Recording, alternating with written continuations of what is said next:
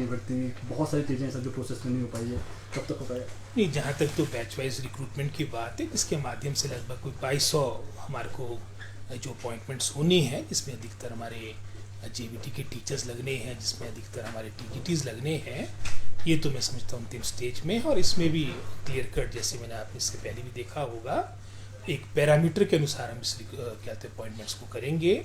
इसमें पहला पैरामीटर आपके जो विदाउट टीचर स्कूल्स है, जिनकी संख्या लगभग कुछ 350-400 से अधिक है, वहाँ पर आपके हमारे टीचर्स की नियुक्तियाँ हो, ये हमारी पहली प्राथमिकता है।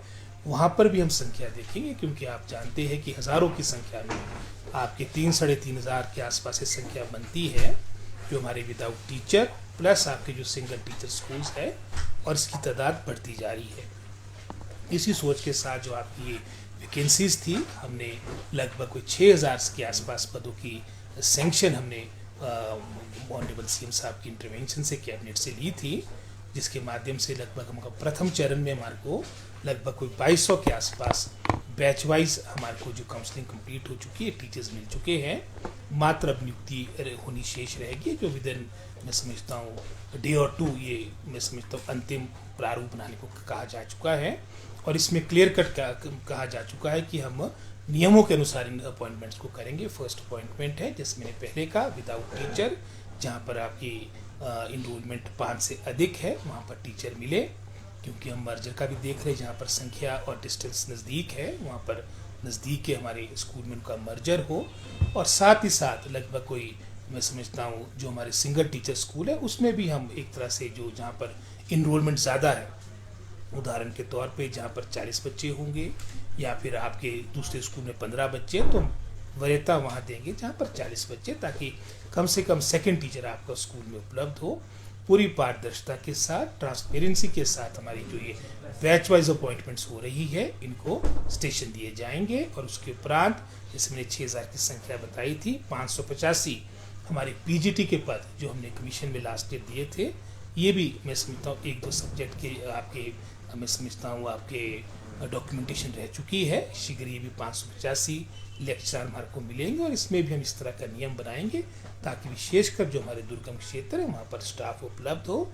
और उसके उपरांत हमारी जो 2800 के आसपास जो कमीशन के द्वारा एलिमेंट्री एजुकेशन की आपकी नियुक्तियाँ होनी है, जो हमने पहले मैं समझता हूँ यहाँ पर पब्लिक सर्विस कमीशन को दिया था, लेकिन जैसे फिर से हमारा ये हमीरपुर का सर्विस सिलेक्शन बोर्ड, हमीरपुर का हमारा बोर्ड फंक्शनल हो चुका है, इसको वहाँ पर टेकअप किया जाएगा, क्योंकि कमीशन ने ये कह दिया है कि हमारे पास काफ़ी वर्कलोड है।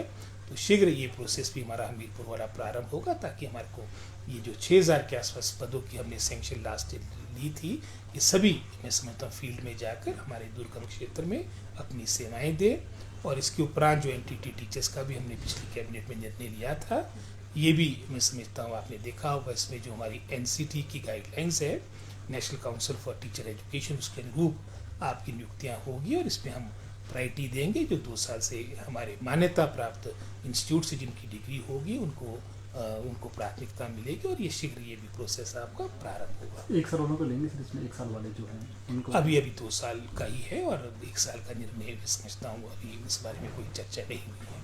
तो दूसरा सर, मर्जर की बात की आपने स्कूल में, लगभग कितना आंकड़ा कितना हुआ था इसका? आप जानते ही है कि एक समय था जब हिमाचल प्रदेश में हमारे को दुर्गम क्षेत्रों में आपके प्राथमिक पाठशालाओं की 1-1.5 किलोमीटर में आपके स्कूल्स खुले थे। ये 80-90 के दशक की बात कर रहा हूँ। उस वक्त समय की आवश्यकता भी थी, सड़कें भी कम थी। आज तो लगभग कोई 41-42 हज़ार किलोमीटर सड़कें हैं जो पीडब्ल्यूडी के अधीन है। आज समय आ चुका है कि हम अपने खुले हुए संस्थानों को सुदृढ़ करें, कंसोलिडेट करें, स्ट्रेंथन करें। और ये भी हाल में ही फाइनेंस कमीशन जब गवर्नमेंट ऑफ इंडिया का भी प्रदेश में आया था, जिस तरह की समस्या हिमाचल प्रदेश में आ रही है, अन्य प्रदेशों में इस तरह की समस्या आ रही है।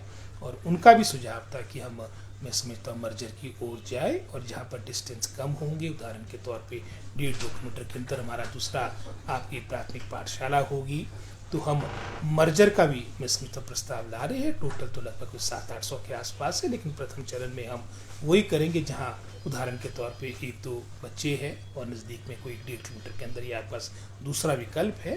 तो इस सोच के साथ भी हम आगे बढ़ रहे हैं। और आपको याद होगा पिछले वर्ष भी जो जीरो इनरोलमेंट के आपके लगभग कोई 600-700 स्कूल्स थे, जहाँ लेस देन 2 यानी 2 बच्चों से कम जहाँ पर इनरोलमेंट थे, हमने कुछ स्कूल्स आपके मर्ज किए थे, इसी क्रम पे, ताकि आने वाले समय के लिए हमारा शिक्षा विभाग और बेहतर तरीके से कार्य कर सके, हमारा डिपार्टमेंट स्ट्रेंथन हो, विभाग इस ओर कार्य कर रहा है। स्टेट अवार्ड पॉलिसी को लेकर भी आपने बैठक की होगी, तो क्या है इसका?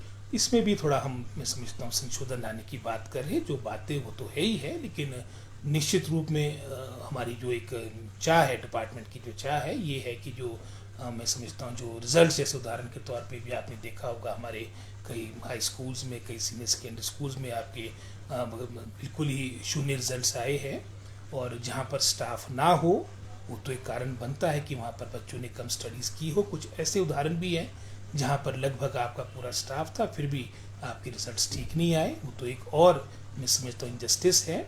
सारी बातों को लेकर हम ये भी देखेंगे कि जिनको हम ये स्टेट अवार्ड दे रहे हैं उनका प्रदर्शन धरातल पे अपने स्कूल पे क्या है, एक तरह से जवाबदेही। हम चाहिए स्टेट अवार्डीज़ की बात हो, चाहे एक्सपोजर टूर्स आपके फॉरेन के लिए हो रहे हैं, कहीं ना कहीं अपने स्कूल के साथ उनकी जो मैं समझता हूँ परफॉर्मेंस है, उसके साथ इन सब बातों को जोड़ना चाहिए। सर डीपी के आरएमपी रूल्स को लेकर के भी कुछ चर्चा हुई? किसके बारे में? डीपी सर, डीपी वो चला है और मेरे को लगता है कल इसके बारे में सारी क्लियरिटी हो जाएगी आगामी कैबिनेट में।